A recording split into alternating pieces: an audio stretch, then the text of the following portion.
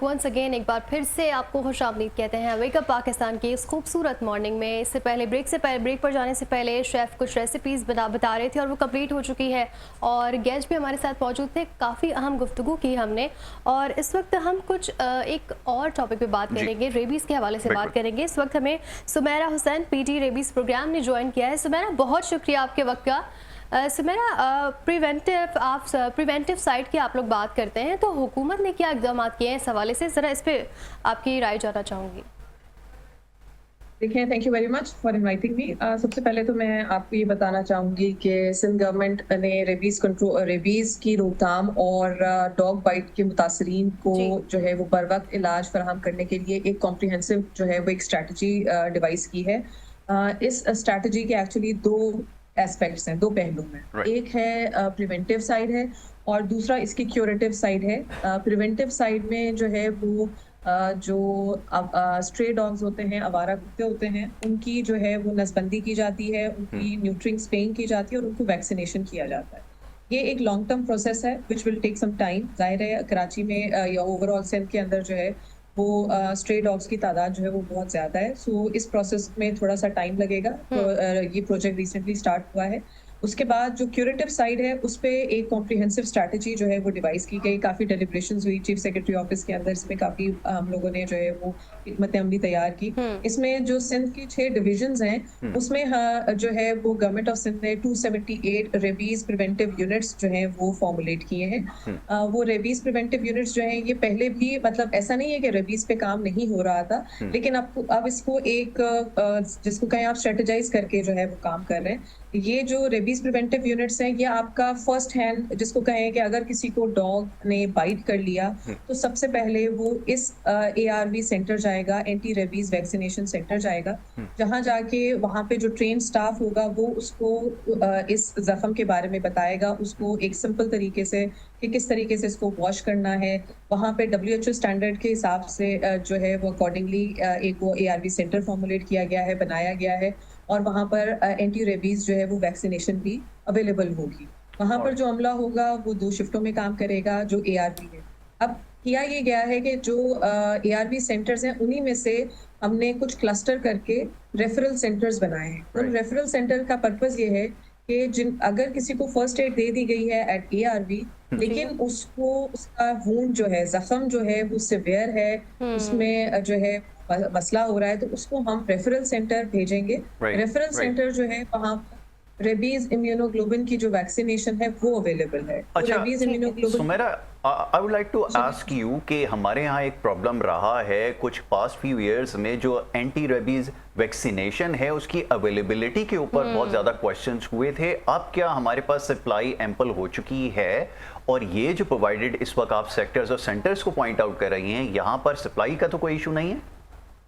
नहीं, बिल्कुल नहीं जी। मैं इसीलिए आपको आपने मुझे बीच में रोका तो मैं आपको बताऊं कि इस वक्त जो हमारे पास वैक्सीन है वो एम्पल वैक्सीन मौजूद है, ARV भी मौजूद है, जिसको आप कहें एंटी रेबीज वैक्सीनेशन, जो बिल्कुल आप कहें इनिशियली जो लगाई जाती है, और रिग जो रेबीज इम्यूनोग्लोबिन वैक्सीन है जो कि एक महंगी दवाई है, जो पहले जिसका था कि शॉर्टफॉल होता है, लेकिन अब जो है वो तमाम जो रेफरल सेंटर्स हैं उनमें मौजूद है। तो जो भी पेशेंट आएंगे, क्योंकि रिग जो है वो सिलेक्टेड पेशेंट्स को लगती है, हर एक को नहीं लगती, लेकिन जो बेसिक वैक्सीन है वो इस वक्त उसकी वो हमारे पास जो है वो जो हमारे सेंटर्स बने 278 अक्रॉस द सिंध, उसमें वो रेबीज की वैक्सीनेशन जो है वो मौजूद है। अच्छा सुमेरा, ये भी बताइएगा कि कोई हेल्पलाइन नंबर है जिस पर फौरी राबता किया जा सके इस तरह के केसेस होने के बाद? जी, इस पे हमने स्ट्रैटेजाइज इस तरीके से किया है कि 1122 में भी हमने स्टाफ को जो है वो ट्रेन किया गया है और 1122 जो है वो एक गैप का, एक ब्रिज का किरदार अदा करेगा जो कि पेशेंट और जो हेल्थ फैसिलिटी है उसके दरमियान। अगर खुदा न खास्ता किसी को भी डॉग बाइट होता है या किसी को डॉग बाइट का इंसिडेंट होता है तो वो फौरन 1122 पे राब्ता करके अपने करीबी ARV सेंटर जाएं, वहाँ जाके वैक्सीन लगवाएं और उनका जख्म देखते हुए जो वहाँ का ट्रेन स्टाफ है वो आगे गाइड कर देगा कि कौन से रेफरल सेंटर आप जाएं ताकि वहां जाके आपको रिग लग सके। ठीक है सुमेरा हुसैन, आपका बहुत शुक्रिया, आपने अपना वक्त दिया। Thank you so much. बहुत शुक्रिया सुमेरा हुसैन जी। हमारे साथ मौजूद थी और ये एक बहुत बड़ा issue Exactly. Over the years रहा है और ख़ास तौर पे कुत्ते के काटने के जो वाक़यात हैं बड़ी तेज़ी से बढ़ते जा बहुत रहे तेज़ी थे से और बढ़ अभी रहे हैं। जैसे सुमेरा बता रही थी कि इसके लिए सेंटर्स जो हैं वो डेडिकेटेड बना दिए और गए हैं सप्लाई भी आई थिंक अब वो कह रही हैं कि अब वो बेहतरी आ गई है तो सप्लाई में। वैक्सीनेशन के हवाले से जो कंसर्न थे अब वो खत्म हो चुके हैं, इम्पल्स सप्लाई मौजूद है, जिसके बाद आप ये जो रेफरल सेंटर्स हैं उधर जा सकते हैं और उससे भी ज़्यादा ज़रूरी ये है कि आपने अवेयरनेस के ऊपर इसके काम करना होगा। अभी जैसे बता रही थी जिसके अवेयरनेस के ऊपर भी काम कर रहे हैं कि इससे कैसे इन वाक़यात से बचा और जा बिल्कुल सकता अगर इस है। तरह का कोई वाकया जी। खुदा न ख्वास्ता पेश आता है तो Right. हेल्पलाइन नंबर उन्होंने बताई है Exactly, 1122 के पर ऊपर आप कॉल करके फौरी रिपोर्ट कर सकते हैं। बिल्कुल जी। ठीक है। चलें सिलसिले को आगे बढ़ाते हैं। बात हेल्थ की हो रही है तो हेल्थ से रिलेटेड ही इश्यूज अब इस बिल्कुल। सेगमेंट में ज़ेर बहस आएंगे और हमारे साथ हमारे जो स्केड्यूल गेस्ट हैं वो यहाँ पर मौजूद हैं। साजिद साहब हकीम ने हमें साजिद ज्वाइन कर इस्लाम लिया साहब, है। उनको हकीम भी साजिद। वेलकम करेंगे। Thank you so Yes. Very much Hakim sahab program बहुत में। शुक्रिया आपके वक्त का हकीम साहब। जिस तरह से हम बात कर रहे हैं सेहत के हवाले से तो हम ये देख रहे हैं कि डायबिटीज़ एक ऐसी चीज़ है जो आए दिन केसेस जो हैं उसके बढ़ रहे हैं। आपको भी पता है, हम इसके बारे में पहले भी बात कर चुके हैं। तो क्या रीज़न है अब के लाइफस्टाइल चेंजेस की वजह से ये हो रहा है और क्या मजीद रीज़न हो सकते हैं, प्लीज़ और बताइए। एक चीज और इसमें ऐड करने जी, के जी। रीजन के अंदर हम नंबर 1 आ गए डायबिटीज के अंदर, Yes. यानी कि जहाँ पे सबसे ज्यादा डायबिटिक पेशेंट्स पाए जाते हैं। सीरियस थ्रेट हमारे लिए एक बहुत बड़ा चैलेंज बन चुका है। वजह क्या है, जब वहीं से सिलसिले को दोबारा से शुरू करेंगे, जी। क्यों इतनी तेजी से फैलता जा रहा है, प्लीज। बिस्मिल्लाहिर्रहमानिर्रहीम। यासर भाई, शुगर जो है वो मैं कहता हूँ कि कोई ऐसा पाकिस्तान के अंदर कोई घर ऐसा शायद ही हमको मिले जिसके अंदर शुगर का कोई एक पेशेंट मौजूद ना हो, बिल्कुल ठीक है। कम से कम भी। ठीक है जी। और दूसरे नंबर पे ये है कि हमारा शुगर को तो हमने हमेशा लाइफस्टाइल का ही नाम दिया है। हमारी ज़िंदगियों के अंदर से जो है वो आराम ज़्यादा हमने देख लिया। ठीक है, हमारा वाह ख़त्म हो गई है और हमारी जो जिस्मानी वर्जिश है वो ना होने के बराबर रह गई है। कराची शहर के हालात भी देखें तो ऐसे पार्क की मौजूद नहीं है जहाँ पे बंदा अच्छे तरीके से बिल्कुल जो ठीक है है। वो वॉक कर सके।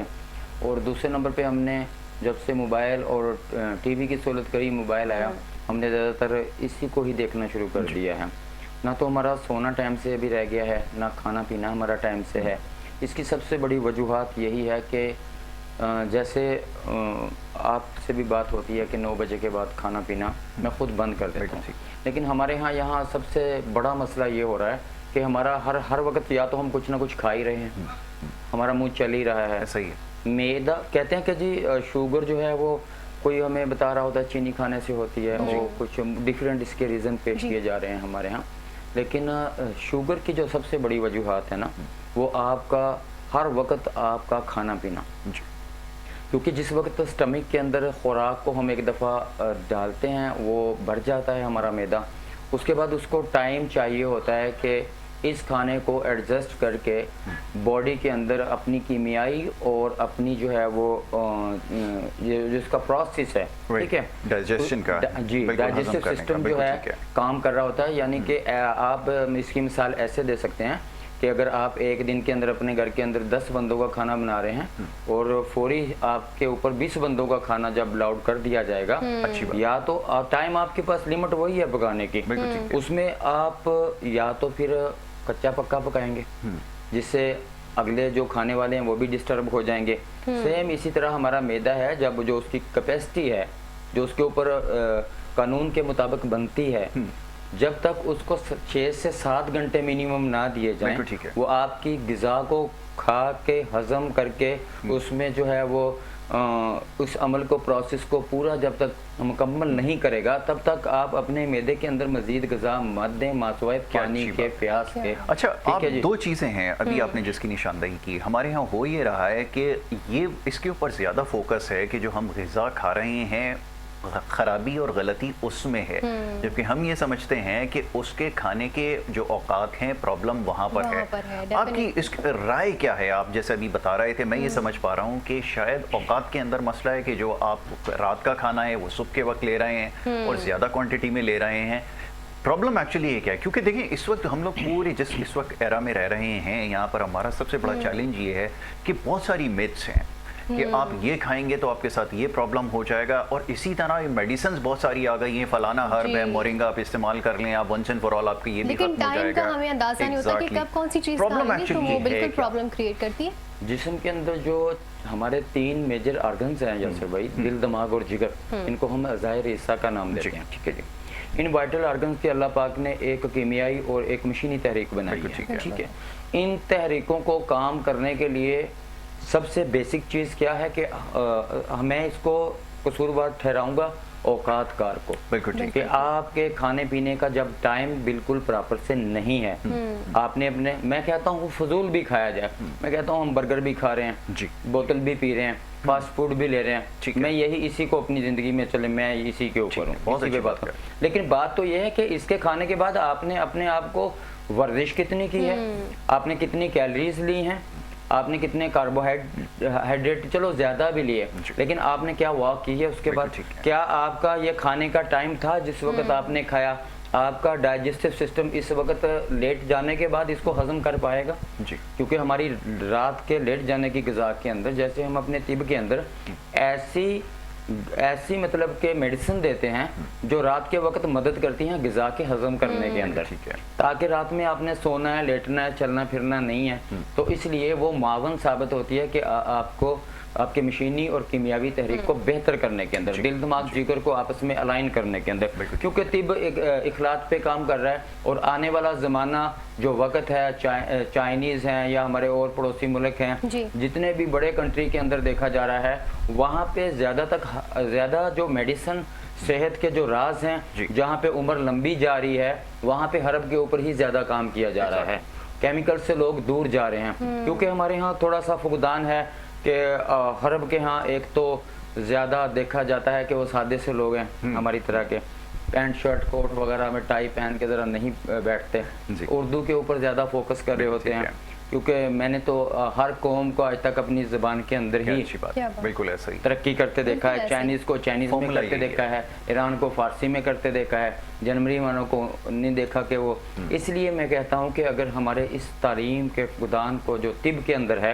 इसको पूरा किया जाए तो अवेयरनेस फैले और हर्ब के ऊपर काम किया जाए, तो ये जो बेसिक हम बीमारियों के अंदर चलते जा रहे हैं, डायबिटीज़ के ऊपर जैसे हमारी अभी ये गुफ्तगू चल रही है, इसके अलावा भी यासर भाई देखें ओबेसिटी के अंदर लोग किस तरह है, ठीक है, स्टमक का प्रॉब्लम हर बंदा जिसको भी बात करें, मेरा मैदा ख़राब है, यहाँ पे जो है सेल्फ मेडिकेशन के जो अंदिया है उसका कोई पूछने वाला नहीं है, सेल्फ मेडिकेशन के अंदर आप, ठीक है। और हमारे स्केड्यूल गेस्ट यहाँ पे मौजूद हैं, हकीम साजिद इस्लाम साहब, उनसे हम बात कर रहे थे। कुछ देर पहले बात हो रही थी, आपने बताया कि एक तो लाइफस्टाइल के ऊपर अब तक बात हुई है और दूसरा आपने ये मेंशन किया कि हमें सबसे ज़्यादा ज़रूरी ये है कि खुराक के अंदर एहतियात रखें और सही टाइम के ऊपर उसको इस्तेमाल करें। बिल्कुल यस भाई, अगर खाना पीना हमारा ठीक हो जाता है, अगर वो उसका टाइम हम सही तरह से एडजस्ट कर पाते हैं और ख़ासतौर पे हम जब हमारा मैदा भर जाता है, हमें पता है कि भाई एक तो हम गुंजाइश रखें थोड़ा सा पेट के अंदर हमेशा से,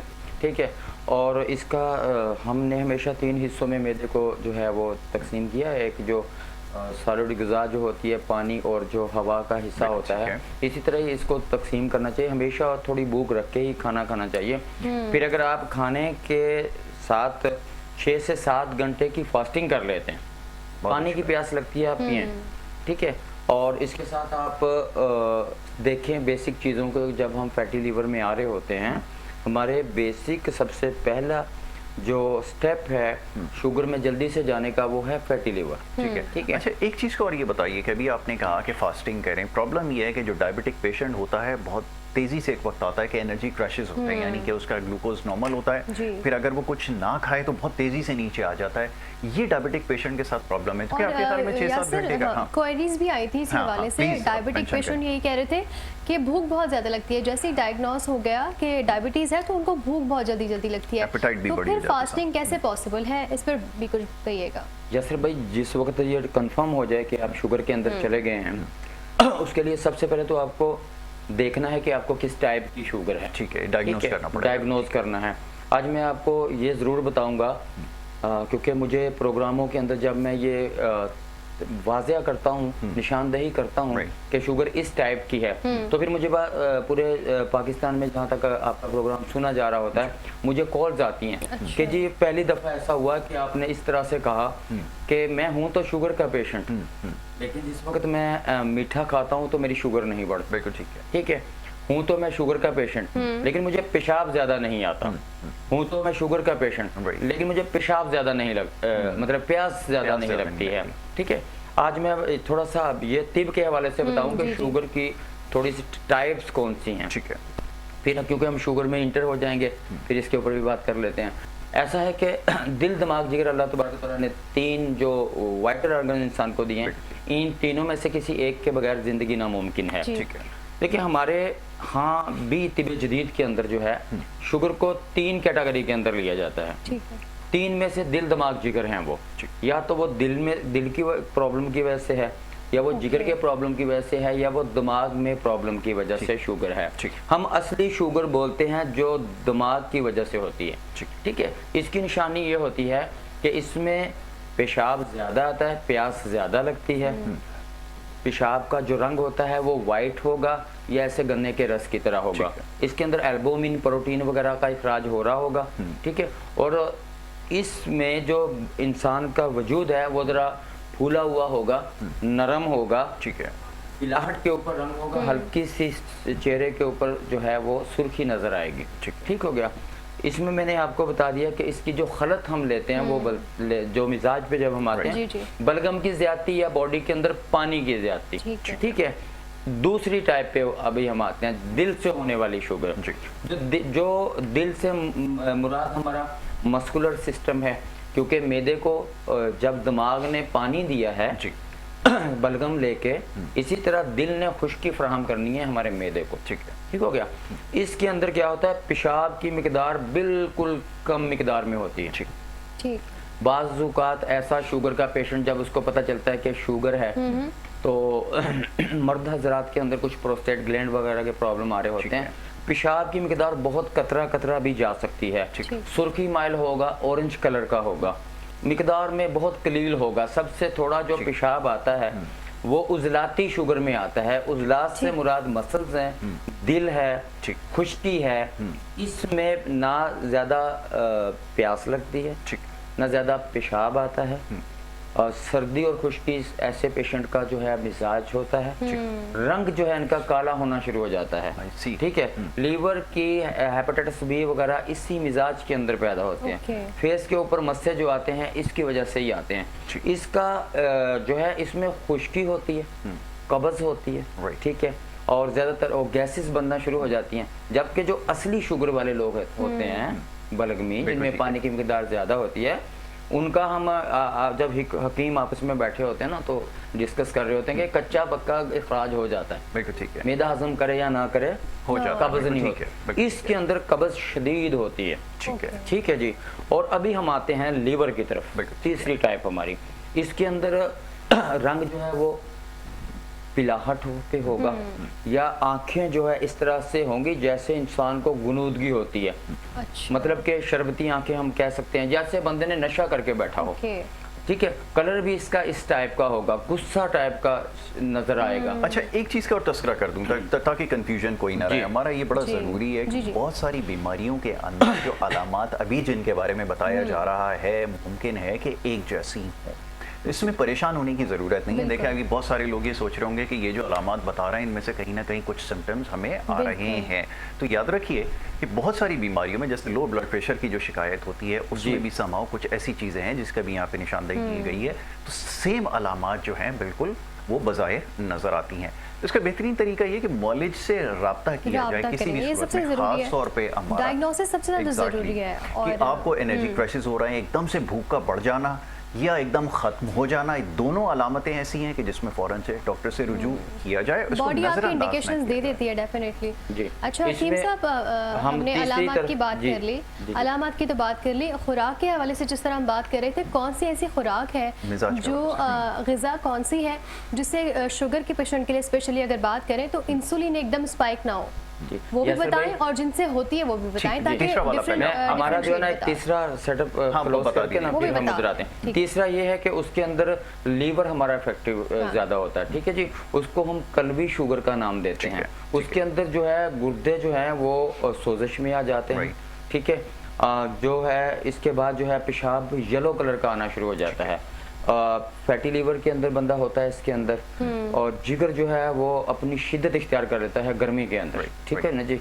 और हम कहते हैं बॉडी के अंदर सकड़ाव पैदा हो जाता है। अभी हम तीनों अलामात को एक फिक्रे के अंदर लेते हैं कि जो असली शुगर है इसमें बॉडी में पानी की मिकदार बढ़ जाती है और बॉडी में हर चीज फैल जाती है। लबलबा जो है, पेंक्रियाज जो है, जी। वो फैल जाता है।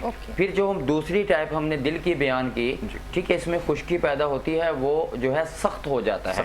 फिर हमने जो तीसरी टाइप बयान की पेंक्रियाज की, उसको हम गुद्दी बोलते हैं। इसके अंदर जो है वो शिलिंग हो जाता है, सकड़ाव पैदा हो जाता है पेंक्रियाज के अंदर, आज़ा के अंदर। अभी हम तीनों टाइप हमें पता चल गया इस चीज का। इसमें जो पेशाब का कलर होगा वो दरमियाना होगा, लेकिन पिलाहट के अंदर होगा, पीला होगा, ठीक है जी। इसमें लीवर सबसे ज्यादा कसूरवार ठहरता है। हेपेटाइटिस सी वगैरह जो है वो इसी में आ रहे होते हैं। और ये मैंने एक आम भी मिजाज परखने का एक पैमाना आपको बता दिया, जो पेशाब और उसके हिसाब से। ये लाजमी नहीं, शुगर वाला भी इसको डायग्नोज अपनी तरफ से कर सकता है। हर पेशेंट भी अपने आप को देख सकता है कि उसका कौन सा अज़ा जो है वो मुतासर हो रहा है। अभी हम आते हैं कि देखें, जो ऐसे लोग जिनको खुराक के हवाले से जो बार बार सवालात आ रहे हैं हमारे यहाँ कि जी यकदम से शुगर बढ़ गई, फिर भूख लगी, फिर कुछ खाया और फिर डाउन होगी।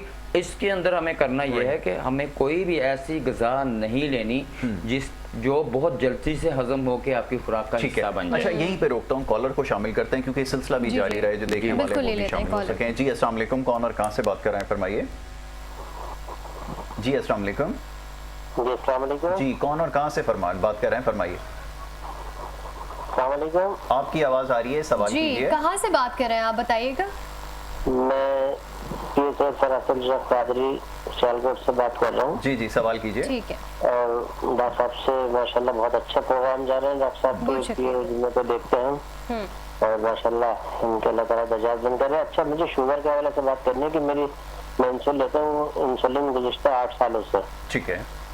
तो इसके लिए रहना फरमाए कि, और अभी मेरी जो इंसुलिन चल रही है, सुबह में 36 यूनिट है, शाम में भी 36 यूनिट। ठीक है। एम्बुलेंस 70-30। ठीक है, तो उसके बारे में जरा सा गाइड करें। कितनी लगा रहे हैं डेली जी? 30 सुबह, 36 शाम में। 30 सुबह, 30 शाम में लगा। 30 शाम में 60 लगा रहे हैं। ठीक है, ठीक है, अभी आपको जवाब देते हैं। बहुत शुक्रिया जी प्रोग्राम में कॉल करने के लिए। जी बताइए। एक तो आपको ये बताना चाह रहा हूँ कि शुगर मुकम्मल क्योरेबल है अल्लाह के फजल करम से। आपका लबलबा मुकम्मल तंदुरुस्त हो जाता है। ठीक है। ठीक है जी। इंसुलिन छूट जाएगी? इंसुलिन मुकम्मल ख़त्म हो जाती है अल्लाह के फजल करम से। जो हम बैरूनी तौर पे जितनी भी इंजेक्ट कर रहे हैं, हम हेमोलिन 70-30 की बात कर रहे थे, वो सुबह शाम 30-30 लगा रहे हैं। हमारे यहाँ यासर भाई 100 तक के 150 तक के इंसुलिन के पेशेंट क्योरेबल हैं। बच्चे टाइप 1 के क्योरेबल हैं।